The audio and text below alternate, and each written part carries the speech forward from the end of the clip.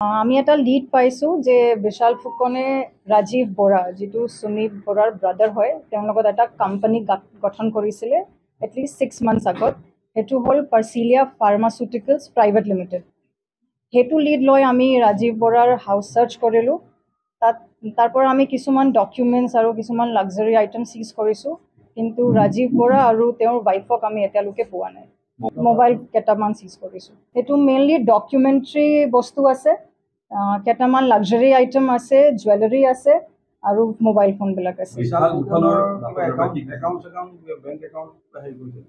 বিশাল ফুকনৰ বেংক একাউণ্টটো ফ্ৰিজ কৰিবলৈ আমি বেংকক লিখিছোঁ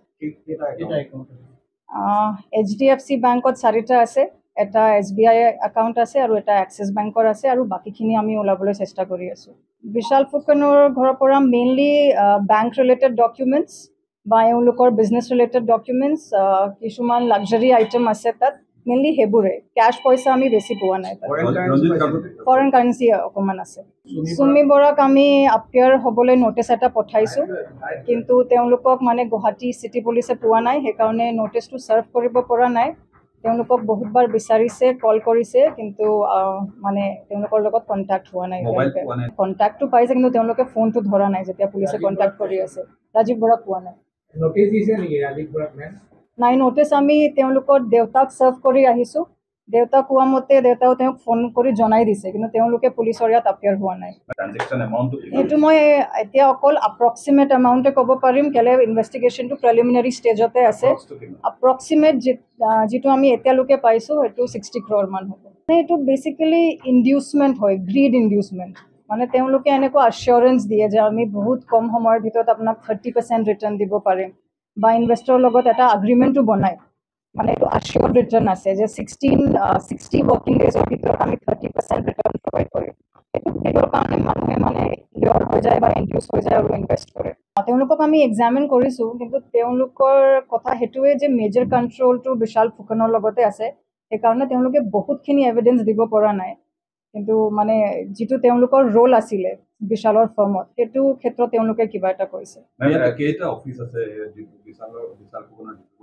বিশাল ফুকনৰ এটা কৃষ্ণা গোদাবৰী এপাৰ্টমেণ্টছত এটা অফিচ প্ৰেমিচেছ আছে আৰু এটা সি নতুনকৈ বনাই আছে বৈৰাগী মাথত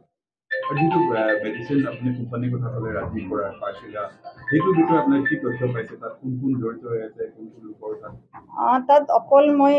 এতিয়া সেইটোৱে ক'ব পাৰিম যে সেইটো কোম্পানীত 3জন পাৰ্টনাৰ আছিলে বিশাল ফুকন ৰাজীৱ বৰা আৰু ৰাজীৱ বৰাৰ ৱাইফ জিংকি মিলিয়ে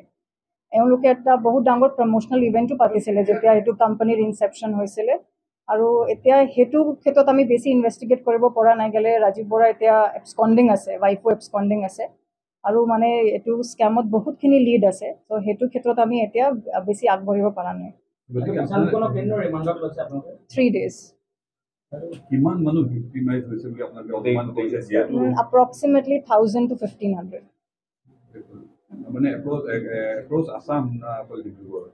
নাই across Assam আৰু কিছুমান বাহিৰৰ মানুহো আছে সাপোজ ওড়িশা ছত্তীশগড় কেৰালা এনেকুৱা ইনভেষ্টৰো আছে বিশালৰ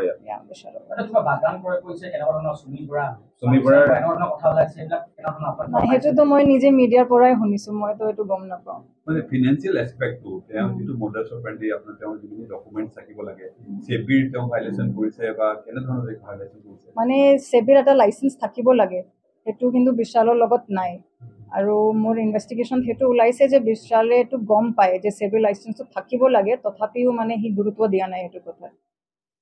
বিশালে একচেপ্ট কৰিছে নেকি গুটেই তেওঁ যে হি একচেপ্ট কৰিছে আৰু তেওঁ বেংকো কৈছে যে বিশালে এইটো কথা গম পায় বেংকো বিশালক জনাইছে যে সেবি লাইসেন্স থাকিব লাগে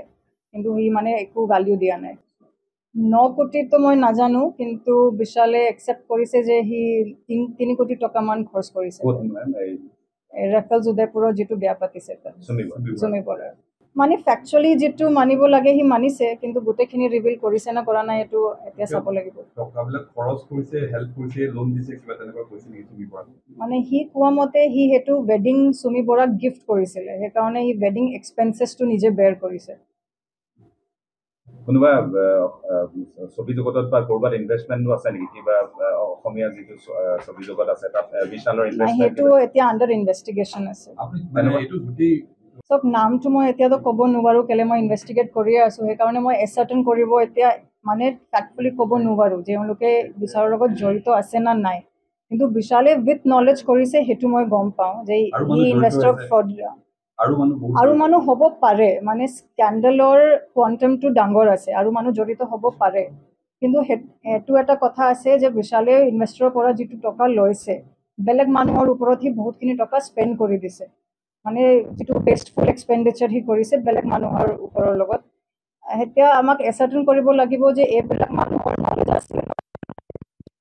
ইনভেষ্টৰবিলাকে আমাক এতিয়ালৈকে এপ্ৰ'চ কৰা নাই অকল মই দুইজনে পাইছোঁ বাকীখিনি এতিয়ালৈকে মানে নিজৰ ফালৰ পৰা আমাক এপ্ৰ'চ কৰা নাই কিন্তু বিশালৰ লগত কোনে কোনে ইনভেষ্ট কৰিছে সেইটো লিষ্ট মোৰ লগত আছে অঁ মানে তেওঁলোকে এনেকুৱা কৈছে যে জুলাই মাহৰ পৰা বিশালে মানে তেওঁলোকৰ ৰিটাৰ্ণটো দিব পৰা নাই নাই হোৱা নাই